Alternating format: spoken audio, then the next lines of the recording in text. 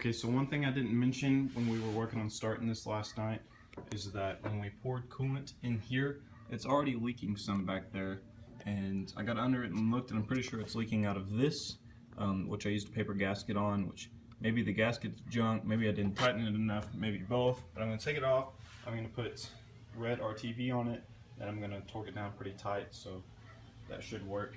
So pretty easy. You just got to pull these hoses off and remember which one's which and getting it done. In the meantime, I also had forgotten a vacuum line for the blow-off valve. So now we got that all good, and then I'm gonna go ahead and take the other fuel pump off because I've got a new one coming in the mail. So yeah, not too bad. Here's a better shot of the pipes for the intercooler. I think they came out pretty well considering I've never done this before, so definitely pretty happy with them.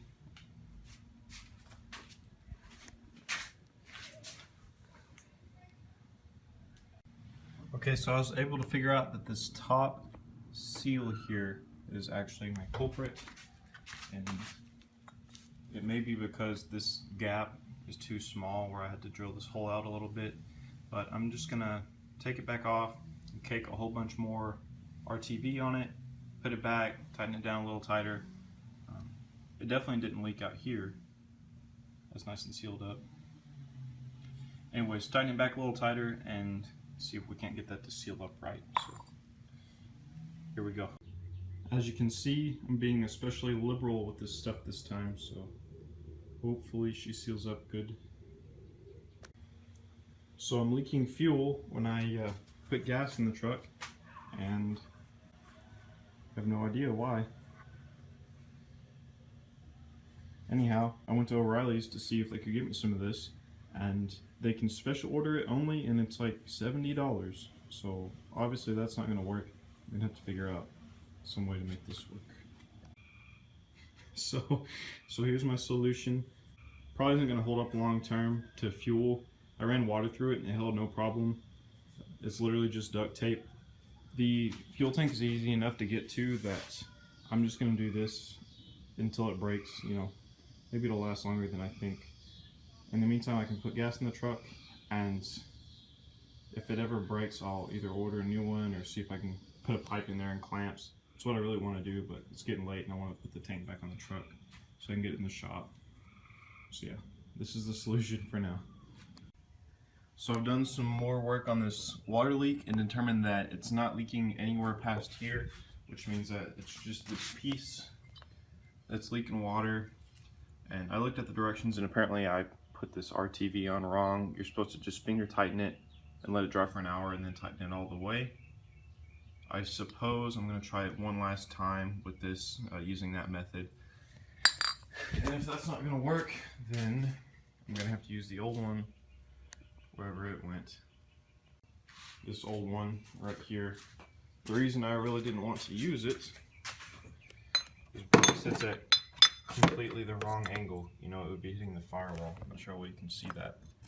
So suppose I may try chopping it and turning it a little. We'll see what I can do. Alright, so I gave it an hour to set a little and then torqued it down, as they say. So I'm going to let that sit for a day and then put some water in it, see if it holds water this time. At least it's the top part that's pretty accessible, so definitely could be worse. In the meantime, I've just been working on cleaning up the shop a little. It was so messy I couldn't find anything, so slowly getting there. And I also put some front lights on this thing so that I can drive it when the fuel pump comes in and we get the water situation figured out. So yeah, should be super soon. Alright, so got the new fuel pump and inline filter in. They're all wired up and plumbed up. So I'm going to prime the engine again and try to start it. Alright. So come over here. Oh. So we got to prime the engine again, which means connect the battery, but don't turn on the fuel pump. And then you have to unplug all the spark plugs and actually pull them out so that the air doesn't compress in the cylinders. And then you just got to press the starter for a while so that it runs some oil throughout the engine. So it's got some oil when you actually do start it.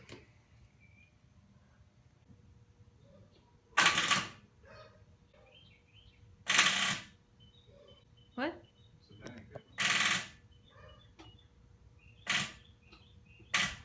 again.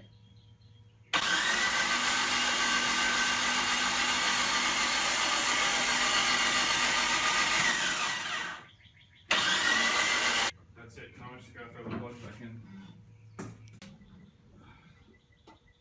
See if the fuel pump makes noise. Okay.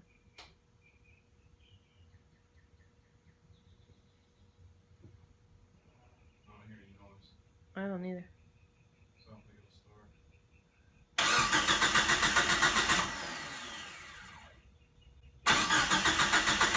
start. Wrench fell in there. It fell over here by this hose stuff. Alright, so I've determined that my water leak is due to the fact that this like literally doesn't have room to seal up right. See on the left edge there, the sides of the hole literally is too big for this outlet. So literally this hole is way too big. And if you take and compare it to the one that came off the truck or the car, see it's a lot smaller. So that was never gonna work. And so I found some way to decrease the size but still keep it flat. I don't feel like trying it. So what I'm doing is just gonna make this one work. As you can see, I've cut the end off of it to make it fit, and it does.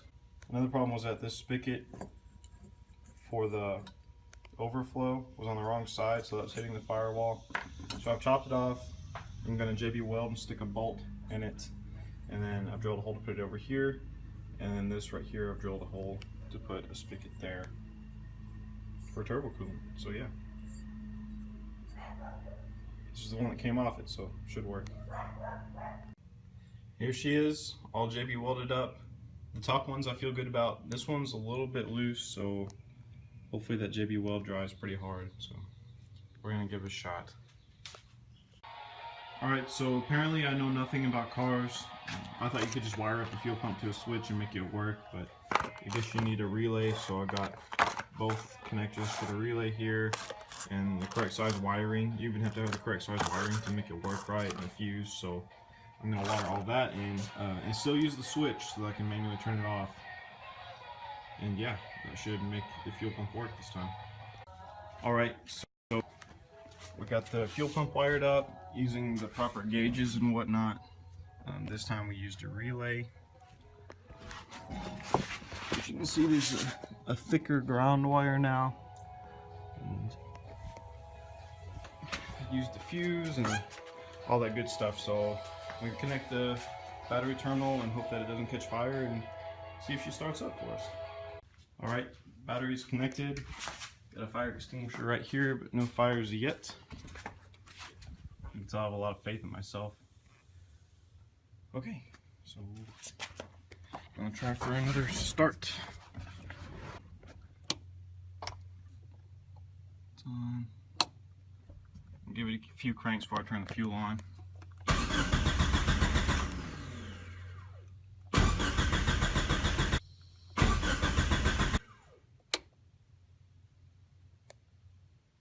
Fuel pump says it's on.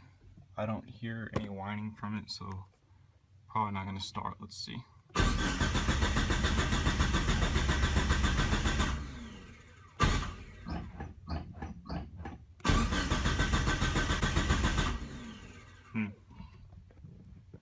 Back to the drawing board.